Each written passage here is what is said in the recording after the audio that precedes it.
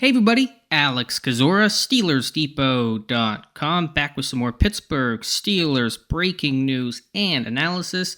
Steelers have released center Mason Cole, little Friday news dump for you guys as they continue their house cleaning, releasing Mitch Trubisky, Chukwuma Okorafor, and Presley Harvin III already. Add Cole to that list. Before we start, if you guys could like this video, also subscribe to the channel and check out the site SteelersDepot.com. Got a lot of analysis on the move where Pittsburgh sits from the cap situation, so check out those articles on the site. I thought there was a chance that Cole could be kept and have that roster bonus in mid-March picked up. It wasn't much, and without anything else at center, could you carry Cole and look at him as more veteran depth and potential, swing guy if you were to draft a center? I thought that was a possibility. Obviously, I was wrong about that, and I'm certainly not upset at the team releasing Mason Cole. I thought he was solid in 2022, maybe a little bit because, how bad the Kendrick Green experience went in 2021. Just to have steady and competent play at center made Cole perhaps look a little bit better than what he actually was, but I thought he still had a really good year, and things just really fell apart in 2023, right down to his inability to snap consistently, issues that plagued him throughout much of the year, especially the back half of the season, just some sort of yips there that he just never was able to overcome mentally. But pass protection was a mess. Run blocking was really bad to start the year. It got a bit better throughout, but Cole was certainly, a fraction of his play in 2022. Why that was, I don't know. To his credit, he was tough. He was durable. He didn't miss time. He played hurt. Maybe an injury was impacting him, but clearly no longer the long-term option for the team. So where do they go from here? Obviously, the draft is going to be the focus, and as it should be. It's a really strong center class.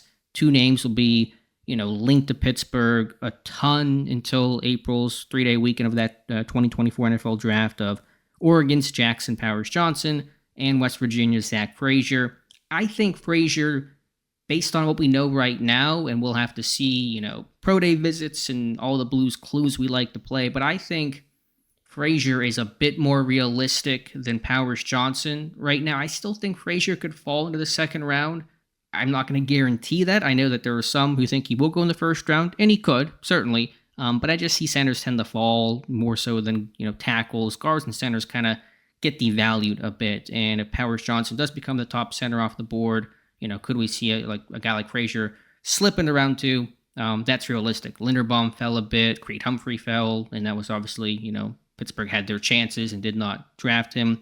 But I think they're going to like Frazier's run blocking, his toughness, physicality. My NFL comp to him was Ben Jones, the Titans' longtime center, and that was before the Arthur Smith hire. And I can certainly see Smith looking at Frazier as his next Ben Jones. But regardless of the who, it's hard to see this team not take a center within, say, the top two picks for a second round. It's hard to guarantee for the first round. Certainly going to be one of the more likely options than, other positions, clearly, but I don't want to guarantee that. But top two rounds, given the need there and how important it is for this offensive line, build things down the middle, in the trenches. Pittsburgh's been, I think, in some ways working towards that, but that has to continue, and it must continue this year at center. Now, what does that leave offensive tackle and cornerback and everything else? We'll see. We'll figure it out. But center, a glaring need. It was before. It certainly is right now. I don't want to mention Powers-Johnson and Frazier as the only two names. There's Cedric Van Pran Granger from Georgia, who it seems like the NFL was less high on him than draftniks and kind of the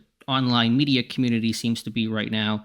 There's also Graham Barton from Duke, who's more versatile than he is a true center, but could also be in that conversation. He's an earlier round type of guy for sure. So that's where things stand right now. Cole is out, center, a big need. I should mention as well, could they sign a veteran? Yes, I think they will sign a veteran. I don't think they're going to go into this draft with what they have right now, which is essentially nothing. So, who will they sign though?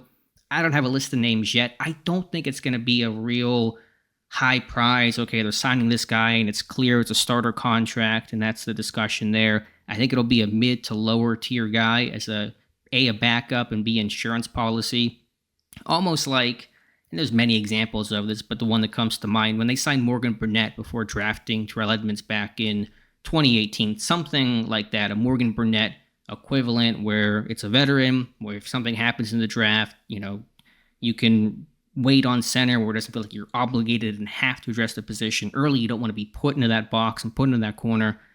So I can certainly see that. I really expect it, but I don't think it's going to be this top tier guy that's going to command, a pretty large salary that's going to compel him to start. But we'll see. Free agency's only a couple weeks away, and we'll see how things go from there. But just given the strength of the draft class at center, I think that's going to be the more likely direction that Pittsburgh goes. So that's the news. Cole is out. Center, big need for Pittsburgh. Let me know your thoughts in the comments below. Appreciate you guys watching. Again, please like this video, subscribe to the channel, check out the site SteelersDepot.com. Thank you so much, and we'll talk to you soon.